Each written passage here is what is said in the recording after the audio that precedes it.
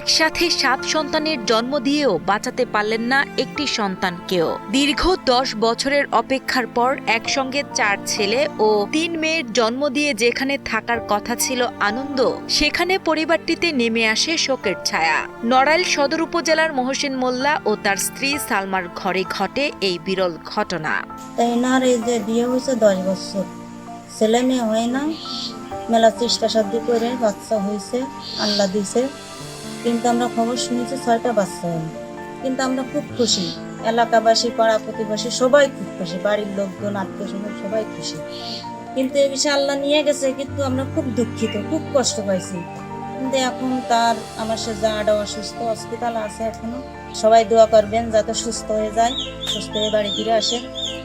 পরিবারের সদস্যরা জানান, নির্ধারিত সময়ের অনেক আগেই সন্তানগুলোর জন্ম হওয়ায় তাদের বাঁচানো সম্ভব হয়নি। হৃদয় বিদারক এই ঘটনায় পুরো এলাকায় নেমে এসেছে শোকের ছায়া।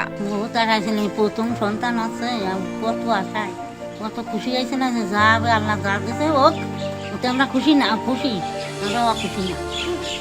আমার বৌমার পেটে 7টা বাচ্চা আছে, বাচ্চা 7টাই মারা গেছে। আমরা এ নিয়ে খুব দুঃখিত। না, এই যত্নের ত্রুটি আমরা করি নাই, যত্নের ত্রুটি তারে করি নাই বা কোনো কাজকর্ম কোনো কিছু করতে দিই না। কিন্তু আল্লাহ ব্যবস্থা নিয়ে গেছে, করার তো আর কিছু নাই। আল্ট্রাসাউন্ড রিপোর্ট অনুযায়ী দেখলাম 6টা, কিন্তু পরবর্তীতে এখন বাস্তবে দেখতে যে 7টা বাচ্চা হয়েছে। বাচ্চাগুলো বেঁচে থাকলে হয়তো অনেক ভালো হতো। যাই হোক, আপনারা দোয়া করবেন মহাশয় ভাই হাসপাতালে আছে, সে যেন সুস্থ হয়ে বাড়ি আসতে পারে এবং আল্লাহ যেন পরবর্তীতে তাদের আবার সন্তান দেয়।